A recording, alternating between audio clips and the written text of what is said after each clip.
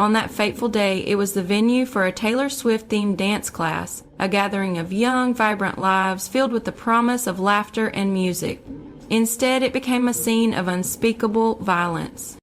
To understand the gravity of what transpired, we must first understand Southport itself, a town that, despite its tourist appeal, maintains a strong sense of local identity, a place where generations of families have lived and worked, where the familiar faces of neighbors create a comforting sense of belonging.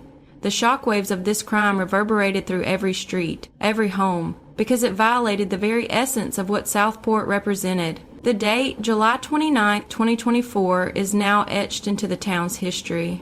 It was a day that began like any other, but quickly descended into chaos. The events that unfolded at Heartspace were not isolated acts of madness. They were the culmination of a series of factors, a confluence of circumstances that would ultimately lead to a tragedy that no one could have foreseen.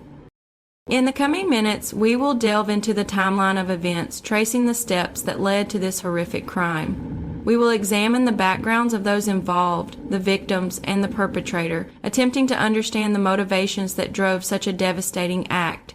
We will explore the investigation that followed, the painstaking work of law enforcement to piece together the fragments of a shattered reality, and we will consider the aftermath, the impact on the community, and the lasting legacy of this tragedy. This is not a story for the faint of heart. It is a story that demands our attention, not for the sake of sensationalism, but for the sake of understanding. For in understanding the darkness, we may find a glimmer of light, a way to prevent such tragedies from ever happening again. This is the story of Axel Rudakubana and the day Southport lost its innocence.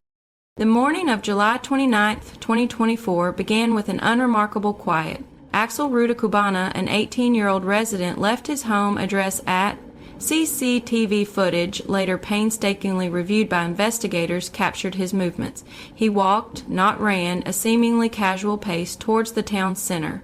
There was nothing in his demeanor, according to those who briefly encountered him, that suggested the horror to come.